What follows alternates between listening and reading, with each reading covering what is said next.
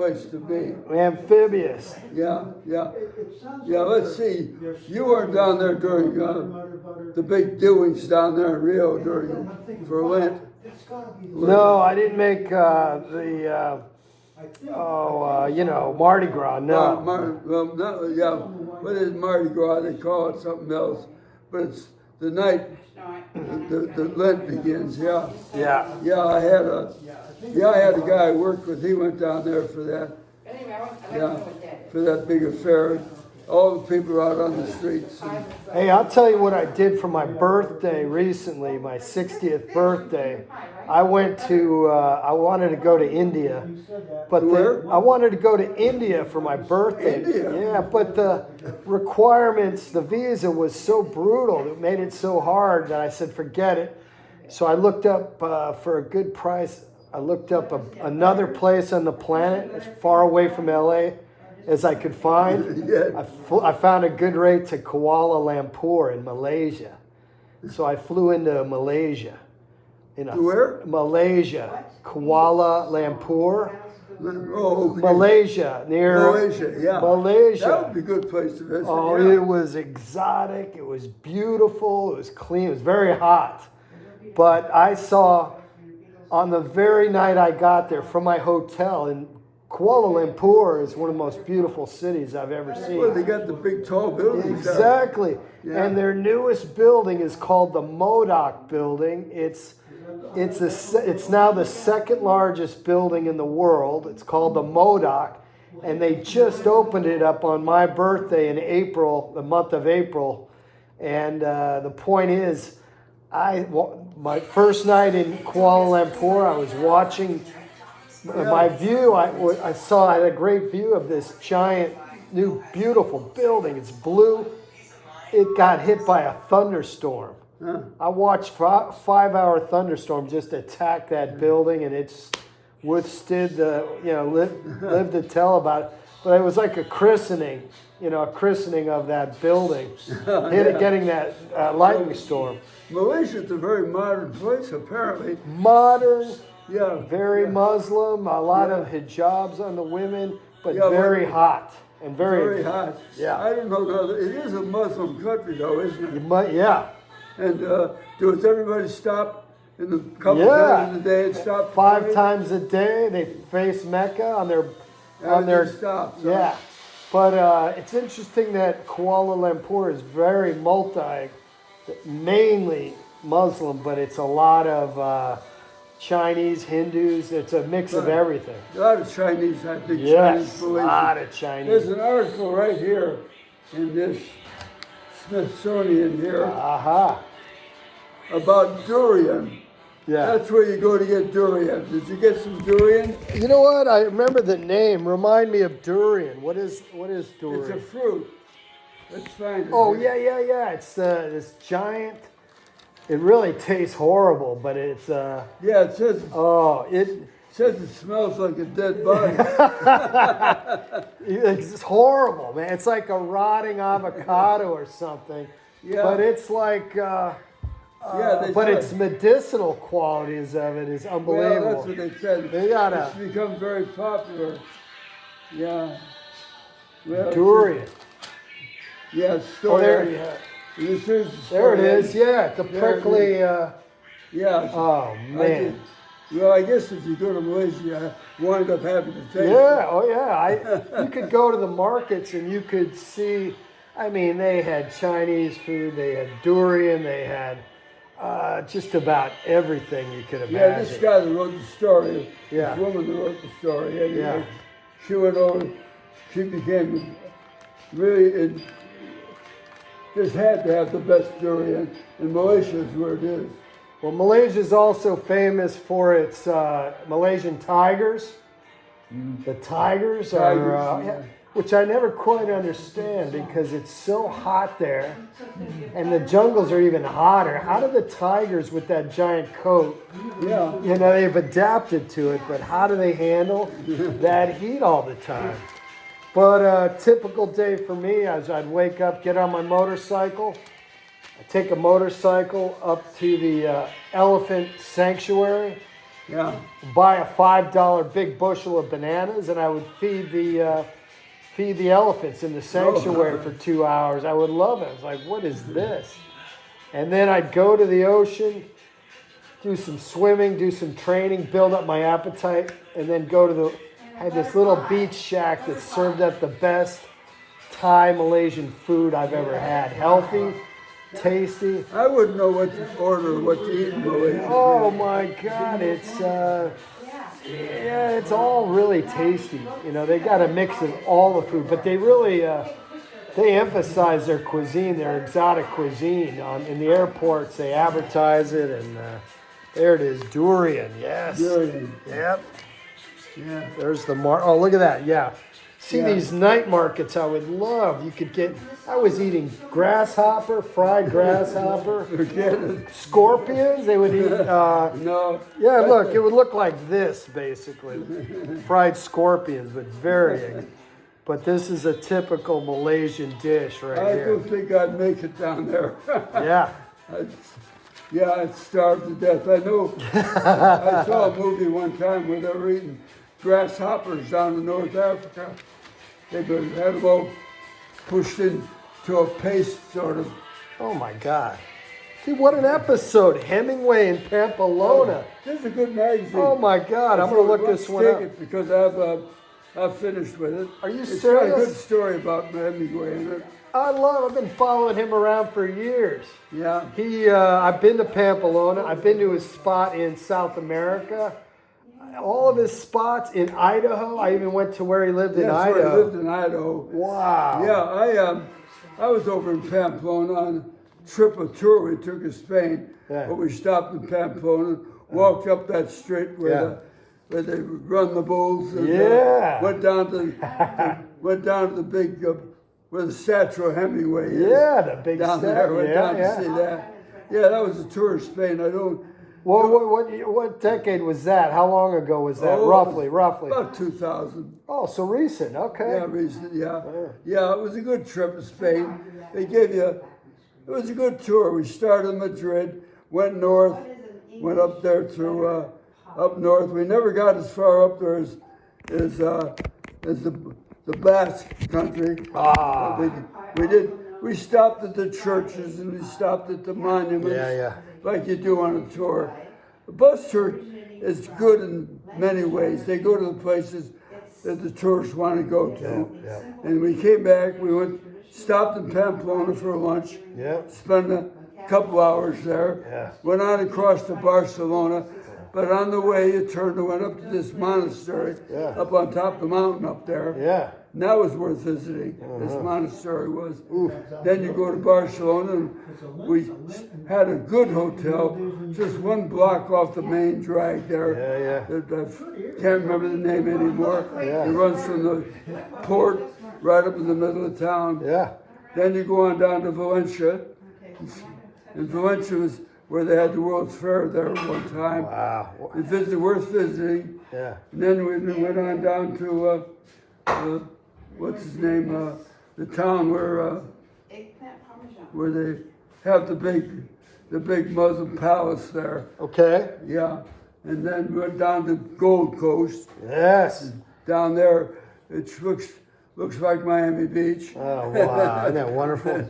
Hey, I got a patient of mine ask me a question. I told him I was going to see you, and he had a question about World War II. Yeah. What were your thoughts on Mussolini?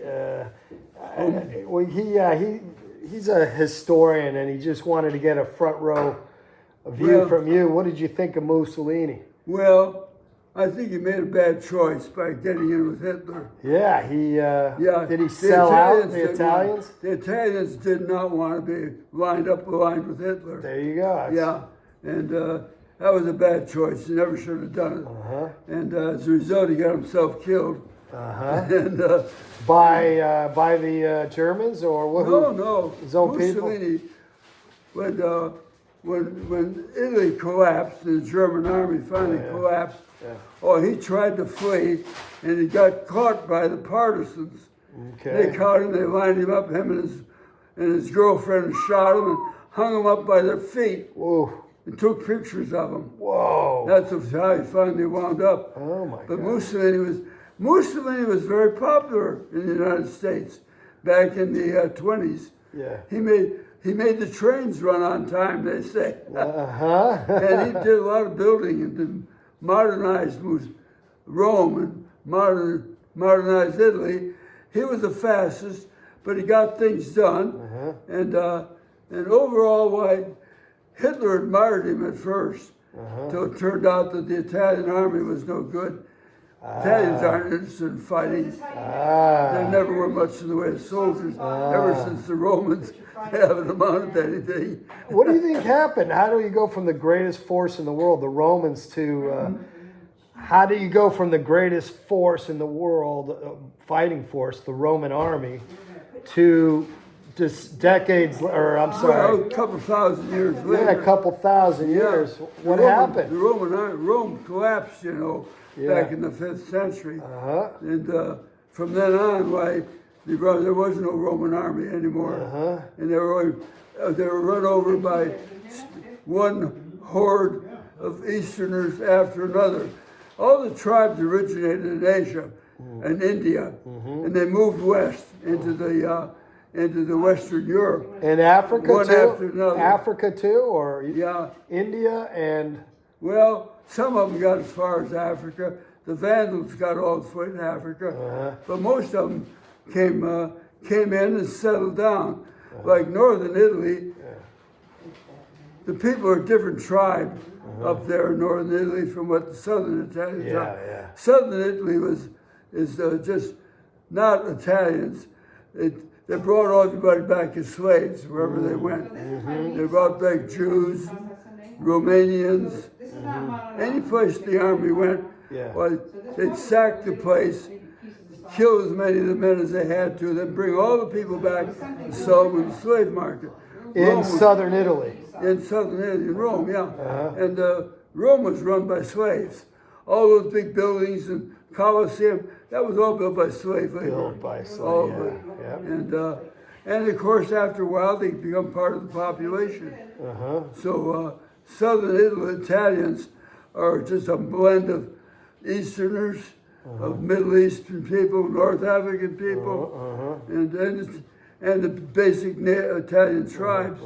The ones in the north are when you get up there with those people, you go up northern Italy and they're all blonde, blue-eyed. Yeah, Milan, I've been there. Yeah, they're the ones. They're Germans. Italian Alps, man. They're skiing. They're it's a different race of people up there. But what? That's why it's very popular. That's the engine that runs Italy. Is northern Italy. That's what the manufacturing is. And so what do you think? When you say the fall of Rome, what exactly? What did that mean? They just got too. What happened in the fall of Rome? What happened? The Roman armies spread themselves out too thin around the world, and they just ran out of incentive. That's all, and they got to the point where everybody was on welfare. They were being supported by people from overseas. All the grain and lentils and stuff was grown in the Middle East and Egypt, shipped up to France where they milled it. France had a huge milling operation, water powered, where they milled the stuff in the flour. They shipped up, and everybody in Rome got a daily ration. So nobody had to work anymore. And so when you didn't have to work, why you sat around on welfare because there's nothing else much to do. And that's what happened to Rome. They couldn't get an army together anymore. They got soft. By the 5th century, they just could not get an army together. Like when the Huns came down, they had an army, maybe they had 200,000 people. Rome sitting there with 1 million people in it. They could not get an army together. So the Pope went out there and bargained with the Huns. Alaric, the Hun leader, and talked him into not sacking Rome. So he said, okay. So he left. So then, a few years later, along come the Visigoths. 200,000 or 300,000 people. The same kind of deal, except they sacked Rome. took everything that was in there, looted the place. Yeah. And then the Vandals showed up. Okay. And the Vandals, that's why they call it vandalism, because they smashed it up. They not only took everything, they smashed up what was left. Wow, and they kept on going. When the Visigoths went on through and settled in Spain, and so Spain is where the Visigoths, they became all the leaders in Spain. Yeah. The Vandals went on through into North Africa, back as far as Tunis, where they more or less blended into the population. Wow. And there weren't that many of them. Where were the Vandals from? Geographically, where were they from, Vandals? Probably Kazakhstan. Okay, got it. They came from all the those east. tribes came in one after the other. Now the Romans totally massacred some of those tribes. These tribes are people, maybe a couple 100,000 people with wagons and horses and women and children. And they were just migrating out of the steppes over there in Russia. Okay. And coming over into the Western Europe looking for a place to settle. Yeah. And the Romans, earlier Romans blocked them. They blocked them and they totally massacred some of those tribes. The ones they didn't kill, they made slaves. Yeah, there were a couple. But other tribes settled down, and then the Gauls were already there. They were already there back. They grew up about the same time as the Romans. They were a big tribe that had come in from these. All the people came, probably originated in India, and worked their way up across there. Probably all the tribes, one tribe after another, kept moving like the Helvetii. They became the Swiss. Wow. The Hungarians, the Huns became the Hungarians. Oh, there you go. Perfect. That sort of thing. And the Germans became the Teutons. The Belgians became Belgians, and there were Dutch. Wow. These are all different tribes. They all came from back east. Because remember, we had glaciers. We had the Ice Age. In Northern Europe, until probably, the glaciers melted about 9,000 BC. But the Northern Europe was a swamp. Yeah. It was just a swamp, uninhabitable. But as it dried out, people began to move into it and settle in it. As they settled in it, they kept coming from farther east because it had a better climate. And you able to grow stuff, make a living there. And it was very much attracted. Yeah, they brought the language with them. Our English is based on Sanskrit. If they look at it, why all the English, all the European languages are based on Sanskrit. I think except for the Basques, from what I understand, they don't know where they're from. They're the most ancient language, and you don't know where they came from. They're just tough, mountain people right there between Spain and France, and they just their language is unique. Yes, it's unique. Very strange. Just like it's history is interesting. I'm a great reader of history. Can't read much anymore, but I always was terribly interested in history. Oh God! But you suggested that once the Romans lost their edge. This became a decadent society. Because they didn't have the hunger, they didn't have the edge. Well, there were a few families that owned everything. The rich, the senators, the billionaires of the day. Right. They owned everything. They owned all the land, owned all the everything, and all these. They operated with slave labor by and large, and so the army. What the Romans did with their army, when a guy served out his time in the army, they'd settle him down overseas somewhere or other. They'd go over there and take the land away from the people that lived there.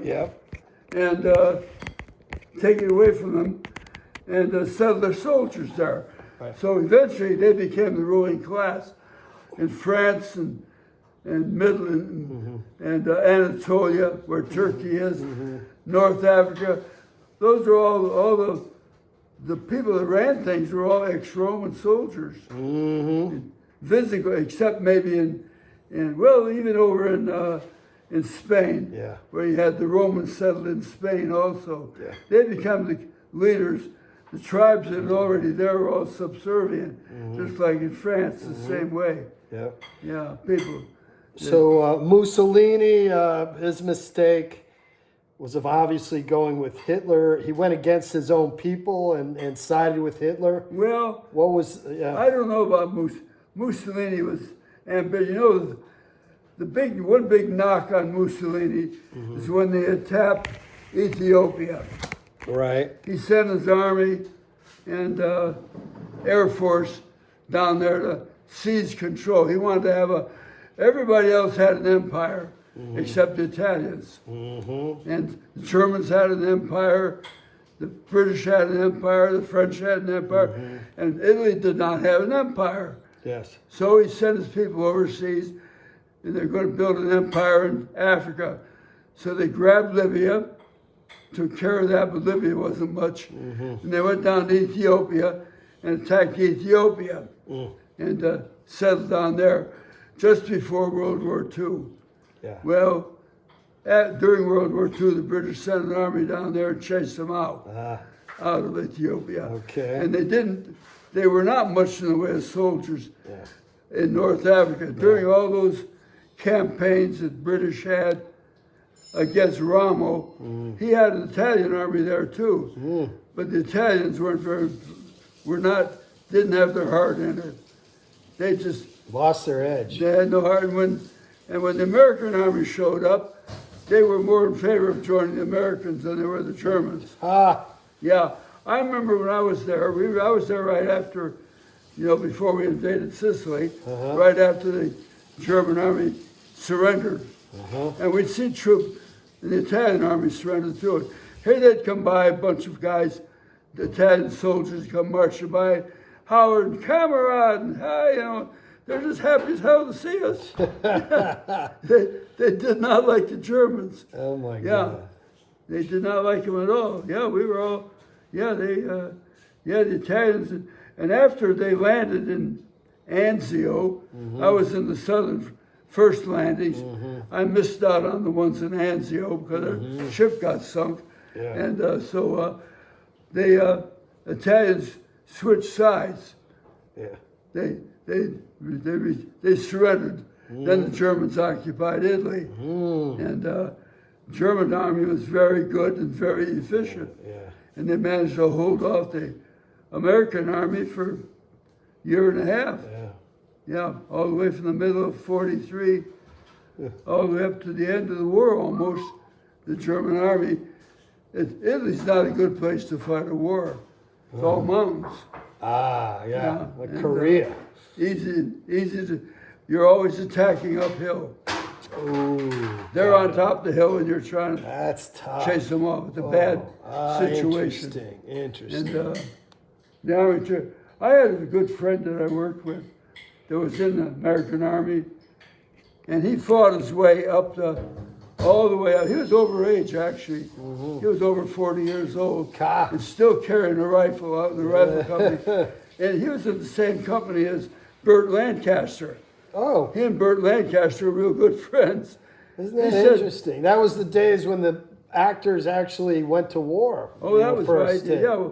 Well, I don't know whether Burt was an actor yet or not. No. But anyway, he and Burt were real good friends because after the war, he went to work for Warner Brothers, and we went out to assess Burt Lancaster's new house in Bel Air. Why he and I went out to eat there. Burt was just good friends, real pal, same. And it was a good friend.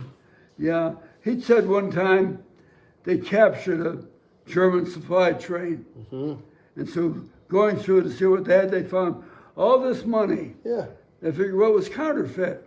That's what they said. It's counterfeit. So all the guys took it, using it like monopoly money, until some guy took it down to the post office and found it was real money.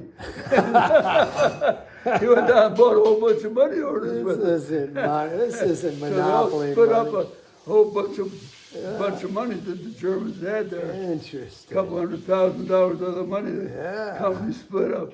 The spoils of war, huh? But he was an old soldier, this guy was. Your typical old soldier, if you know what old soldiers are. I had an uncle who was an old soldier. Was your uncle Sylvester or Silvestri or something?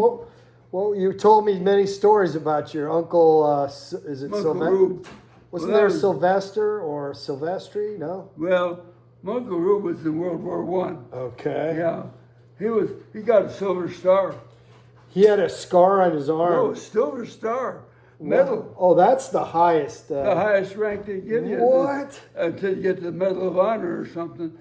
That was your uncle what, Reuben? He got it for bravery during the campaigns over there in France and Argonne. Oh, what happened? What was his... What happened, the medal? Yeah, he fell off his horse. Is that the story? No. Well, tell him what he did. Tell him what Uncle Rube's job in the army was. Uncle Rube was the mess sergeant. He was the mess sergeant? And he managed to give the guys on the front lines hot meals. Okay. And they really appreciated it. And so, as a result, he got recommended for the Silver Star. We had the box that came in, and the citation that had been written about it, they all got burned up in the fire. Oh, no, But the medal was gone. We figured Uncle Rube, during the Depression, he probably sold it or something, got to raise some money. Yeah. Because people nowadays cannot realize what it was like during the Depression. I mean, people had nothing. Oof. Poor people were living on $15 a week, Oh. paying rent and living on $15 a week. You could rent a place to live in some places for $3 a month. Yeah. A house. Yeah. My my great-grandfather built about 35 houses. Wow. And back during the 1880s, 1890s. Ha! And they all passed down to my grandfather. Yeah. And during the Depression, 1930s, they were renting those places for $2, $3, and $4 a month. Yeah. So then the dollar had value, had a bang for the buck. That's right. Real then. estate had no value. Yeah. Let me ask you a question. Compared to the Depression, if you go in LA the last 10 years at least, there's just people walking around, homeless people, like it's Calcutta. It's bizarre. How is that modern homelessness compared to the Depression? Wasn't the Depression homeless people? There was more housing available. Okay. And rents, as you can see, were awfully cheap. And so people, there weren't that many people sleeping on the sidewalk. Interesting. During the Depression, even during the there are now. Depression, you had soup lines, but people were at least had a house. That sort of thing. And people would do anything to get a job, earn some money. And the Roosevelt came along, and he brought in the relief. Yeah. He was in order to give people some money to live on, and but it wasn't much. Oh, can you tell me about Hoovervilles? Hoovervilles? Oh, they had them everywhere. Yes. That was in the 30s. Yes, in the 30s, you had them everywhere. Oh, interesting. Inglewood had one in Inglewood. Really? Hooverville. They had them downtown near Griffith Park. President Hoover's idea. No, he was blamed for it. Down where the freeway is now, where I-5 is. How many houses and what was it like in Hooverville? What was? Oh, they didn't have houses. It was like It was camped campsites. out. Campsites. They had the army people thought they were promised a bonus. And so back in 1932, we had a big bonus march on Washington. Okay. People from all over got together and were marching to Washington to try to pressure the government and to give them their bonus. And so they settled over there. Let's see, where would it be? Wow. Not on the mall, but east of the mall would be. I don't know Washington that well, but over there almost. By the Capitol. It's in the Capitol anyway. Yeah. They had a big settlement there. Thousands of war veterans were settled there. I've never heard this part of Yes. history. Wow. Trying to pressure Congress into give them a bonus. Well, That was during Hoover's term, about 1931. Uh-huh. And so they didn't know what to do with them. So General MacArthur, who was the chief of staff, organized the army, and he attacked these camps with horses, guns, and swords, and drove the people out. Out of Washington, D.C. That Oh was my General MacArthur. God. MacArthur. MacArthur. In Hoover was shocked and aghast at what happened. Whoa. And of course that killed him for re-election. Uh-huh. Any chance he had was gone after that. Oh, I've never heard that. MacArthur went after the After other the war soldiers, the veterans? Yeah. Oh my God. Yeah. Whoa. MacArthur did it. And so I don't know what happened. After that, when MacArthur retired and went over to the Philippines, they put him in charge of the Philippine Army, which he did a crappy job with getting him organized. Oh. You know, he had a Filipino army of over 200,000 people. Japanese landed 25,000 people and captured the Philippines. He had 200,000 Filipinos over there. He could not organize things. Oh my God. I mean, he was a total bust up till he escaped and they got the army organized, and then they began the island leapfrogging. It was good overall, but he was not much of he had his failings. Yeah. Yeah, the Japanese caught his Air Force all parked out in neat rows in the airport and destroyed all his aircraft. Oh, you're kidding. Yeah, from the aircraft carriers. It's history I've never heard. Yeah, yeah. So the American Army, we had a division over there, maybe two. I don't know. We had about 25,000 men. Okay. They all got backed up into the Bataan Peninsula. My brother would have been in there with them, except he got lucky and got pneumonia. So when they left for Bataan Death March? yeah, he would have been in it, except that his unit was in it, except that he was in the hospital with pneumonia when they left. So they didn't, so they assigned to another unit. He was up in Fort Lewis, Washington, is where he was up there. And so he was very lucky. He was in the artillery. And he served in the Long Toms, 6-inch guns. That's what he did. During the war in Europe, he was a forward spotter. He had a Jeep, and he'd drive up as close to the front line as he'd get. Then he'd crawl up there to the lines where he could see what the target was, and then he'd order shooting. He'd shoot here, he'd raise it here, shoot it there. That was his job. The forward observers. Hey, They didn't have drones or aircraft or anything then, in those days. yeah. They did it all by somebody with a telephone wired. Jeez. Hey, speaking of the Philippines and MacArthur, when I was in the Philippines, I don't know, 5-10 years ago, they talked about I can't think of the Japanese man's name, but it was something like Hirohito's treasure. Treasure. Yeah. And when MacArthur came back, the Japanese, when they were in charge of the Orient, they were taking everybody's gold and stashing it in one of those 7,000 Filipino islands.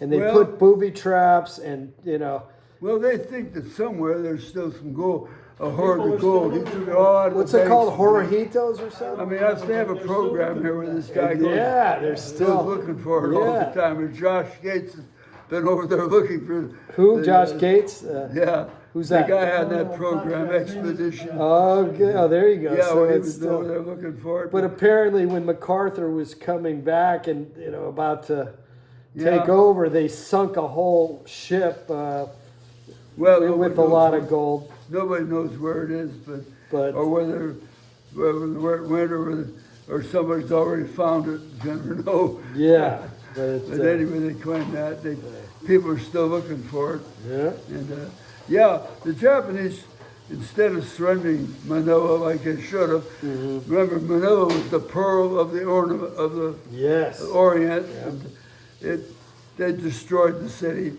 blew it all up. I mean, if you ever, it was, you know, a half a mile of rubble when I was there in the Philippines. Really? Right after they liberated it. And there was no, Manila was just junk, just rubble. Just rubble is all it was. The Japanese destroyed The it? Japanese destroyed it. Manila. Yeah, destroyed the city. Temple Dimao blew up everything. They fought a battle through it. And that finished it off. Yeah. And so the Japanese, the Japanese were good soldiers, and they didn't. They fought to the last man. I mean, in Okinawa, they killed them to the last man. Same way in Hiroshima, they didn't surrender. You had to kill them, and that's what they did. Yeah. Have you ever seen the Louis? Oh God, what is the guy? Louis something story. He just died a few 10 years ago. They did a They did one. Hiroshima. yes. Yeah, those guys. That general, he was the last one who committed harikari. They had about 25,000 people, and they killed them to the last man. Nobody surrendered. Wow. But also, Americans took 25,000 casualties also into it. They didn't all get killed. Wow. But that's where Ernie Pyle got killed, was in Hiroshima. Oh, Ernie Pyle. Yeah, he was the a frontline reporter, wrote articles for the papers, wrote for the Stars and Stripes magazine, and he got killed on Hiroshima. Yeah. Are there any other stories from World War II you want to tell, or what's your favorite story from World War II, or something you haven't talked about? Is there anything? Oh, we've talked about it. Well, I've told you about when I was on Okinawa. We got to Okinawa after battles were all over. It was pretty well occupied. Battles had been over for a month by the time we got there.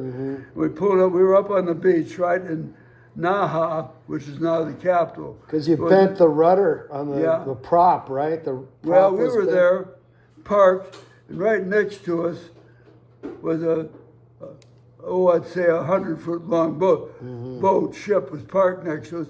It was a floating whorehouse. and we would look out there outside and we'd see the girls come out with a rag and soak it in the water, wipe themselves off and go back into service the next one. Wow. Big long line of U.S. servicemen waiting to go aboard that whorehouse and have sex with some prostitute. Wow, right outside of what? Some Okinawan prostitute. Okinawa, oh boy. Yeah, and that was something. And was I figured, clap. I said, a month ago there were Japanese soldiers in the line. Yeah. This month it's American soldiers in the line. Oh man, international. That was something. I never ever saw anything like that. It was a barge or a big floating house of ill repute, huh? We watched the girls come out and wash the rag out. Yeah. Oh God, man, that's not very sexy. Parked right next to us.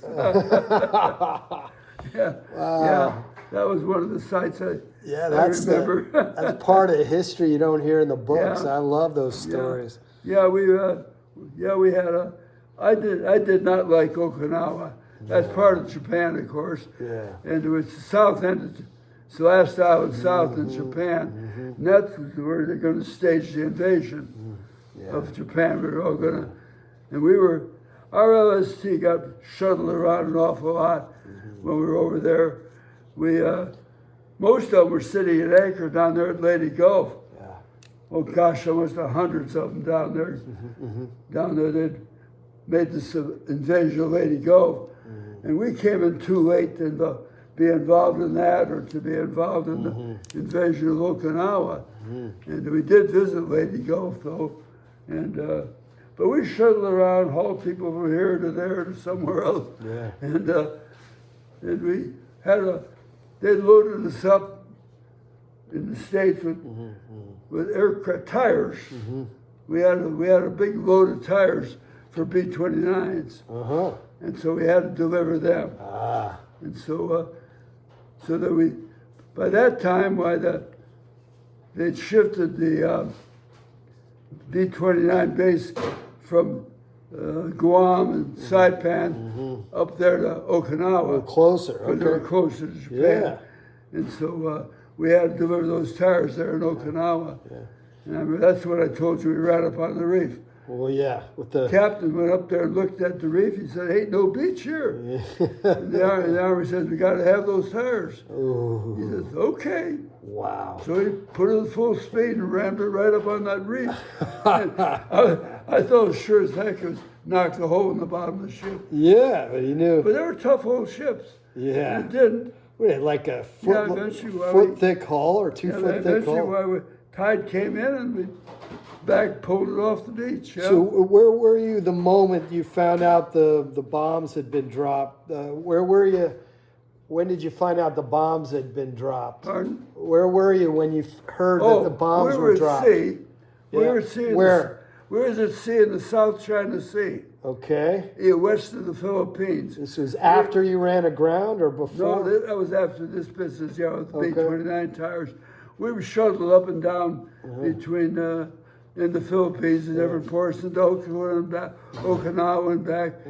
We were on our way north, heading back towards Okinawa from the Philippines. We're in South China Sea. Well, we got the word that they dropped the bomb, and then the next day, while the war was over, and everybody, we turned the lights back on. Up to then, all the lights were out all the time. So you turned the lights back on. So that very same night, well, everybody did celebrate. I think someone celebrated too well, and and they turned the control of the ship over to a very junior officer. And so we had a steering casualty. Oh, no. And so instead of calling general quarters, which he should have done, he sends a guy, one of the sailors up there in the wheel, go down and tell the captain we've got a steering casualty. So the guy goes down there and wakes up the captain, says, "Hey, we got a steering casualty." He leaps out of bed, and just about that time we hit the ship next to us. Oh, God. Yeah, I was by that time, I was up on the bridge. Yeah. And I looked at it, we opened a great big hole in the side of it. Oh, I could see man. guys lying in the bunks. Oh, God. And the ship there, split we knocked a big hole in the side of it. You. Well, we screwed up our doors, our bow doors. So It was because of celebrating Yeah. too much, or what was the? So we went into the Philippines. Oh, went into the God. Philippines, What a sight. and they welded them shut. Uh-huh. So it wouldn't work anywhere. They welded them shut. Didn't stop them from doing our mission. We still had an elevator and didn't have doors in the ramp anymore, but they could unload us with up to a point. We were one of the first LSTs up to the Japan. Yeah, we were up there a week, or maybe it was 2 weeks after the signing of the Oh, my the God. treaty. We loaded up with Philippines with occupation troops and headed for Japan. We went up there and we went up Japan and stood into Tokyo Bay, and I went up and took down the pennant. Every Navy ship has a pennant. Has a little pennant. So long. So I figured, gee, I want that pennant. So being the guy in charge of the bridge anyway, I went up there and pulled it down and took it off and put another one on and ran it up. So I got the one. So anyway, the captain says, well, we'll have anybody wants to go ashore, he said, we'll have port and starboard liberty. So like always, I always told the other quartermaster, I said, oh, you go ahead, I'll go tomorrow. Well, there ain't no tomorrow. There never was a tomorrow. No. Then we pulled up anchor and headed on up the coast to drop off troops. We stopped in a little port town of Higuchi or something like that, near Sendai. And that's when we pulled out little port. And so first thing what happens, the captain decides to have the ship painted. We had all the great paint. Wanted to get rid of all those tropical colors. So the Japanese guys were happy as hell to come over and paint the ship for us.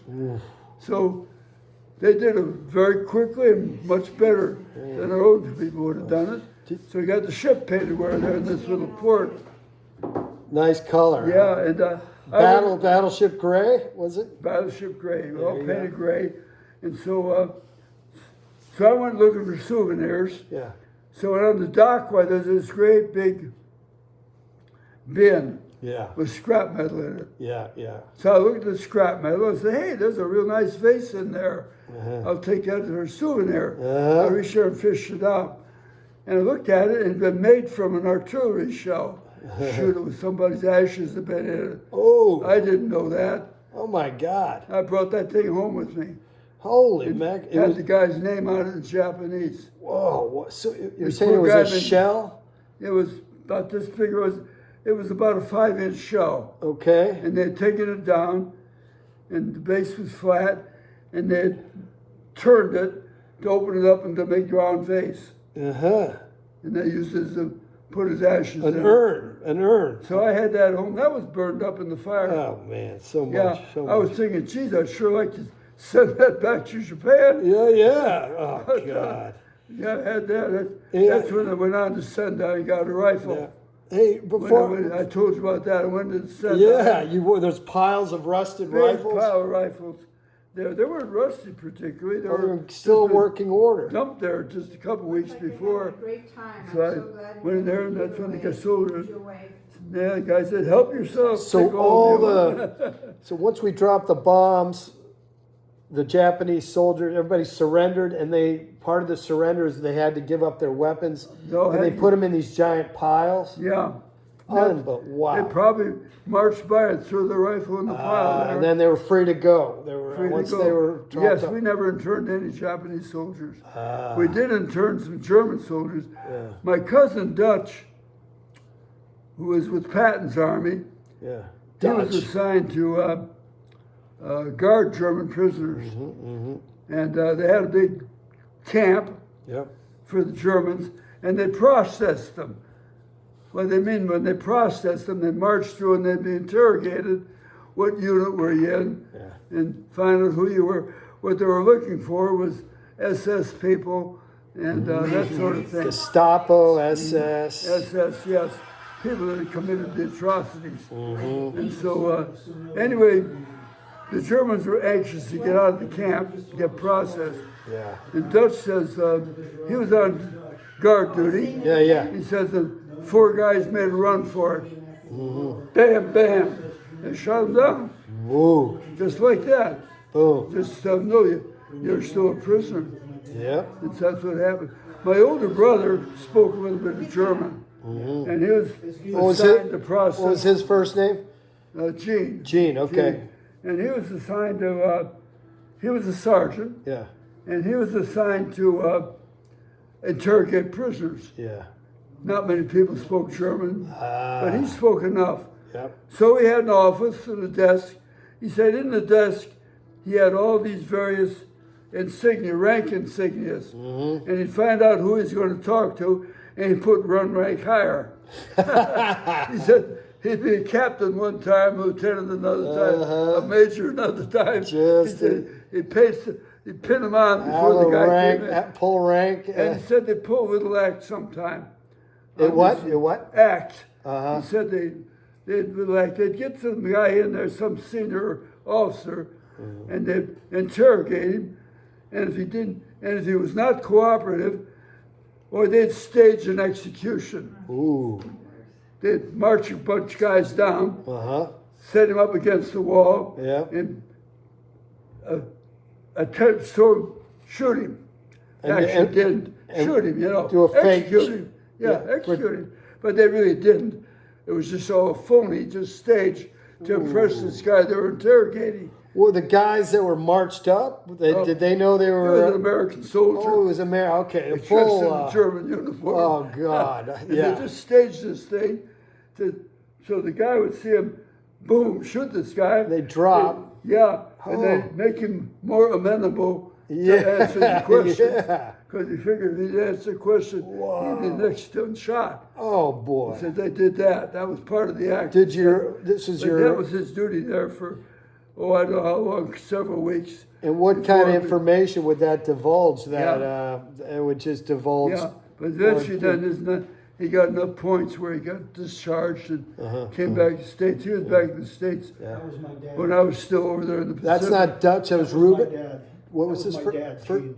Gene. Okay. Yeah, Gene. He went into the Dachau concentration camp Oh, when jeez. they opened the gates and went in. He was the first. He was the first. He was a forward artillery, so he was way ahead of everybody. Oh. And he was in there, and he had a camera.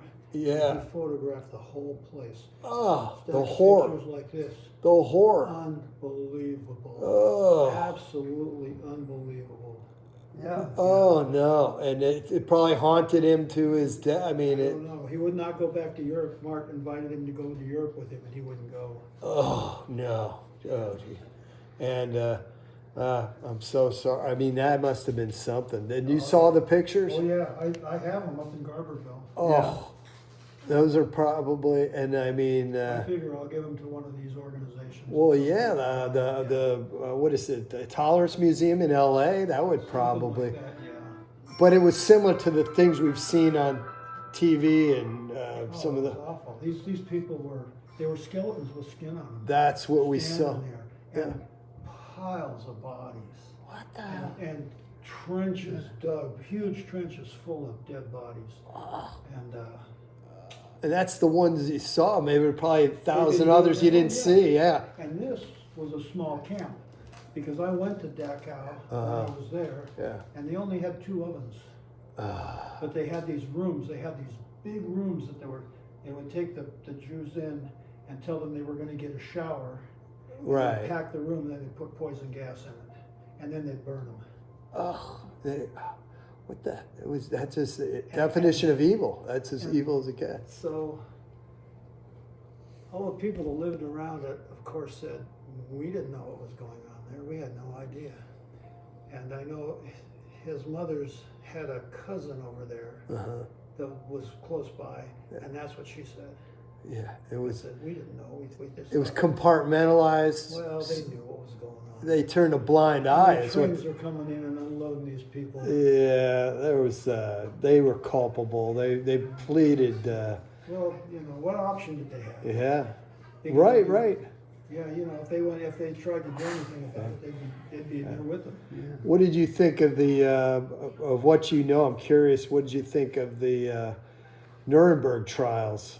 Because that was wasn't that a was that justice or not? I mean, did they? I think some of it was. When I went to Dachau, I was with a Jewish girl. I went to Europe and I had a Jewish girlfriend. And so we got off the train and was walking along, and as we came down we had to go to this street and then make a left, and it was going to take us right into Dachau, into the prison. And before she got to the corner, she went, I can't go. I can't go. She says, I'll wait right here for you guys. You go look. Yeah. So my friend and his wife and I went in and Oh God. looked at it. She couldn't even walk around the corner and look at it. Oh my It was God. like the Vietnam Wall, the wall Yeah. they made. Oh yeah. It was like people couldn't even go to that. Yeah. It's What year roughly was this? More or less. 1971. Oh my God. Yeah. Oh God, that is that's soon after. My God. Mm-hmm. But the Nuremberg trials, they were successful in your eyes, or they didn't go far enough, or there was too. Well, they. It was just a kind of a show trial. Would you? Oh yeah, it was a show trial. Yeah.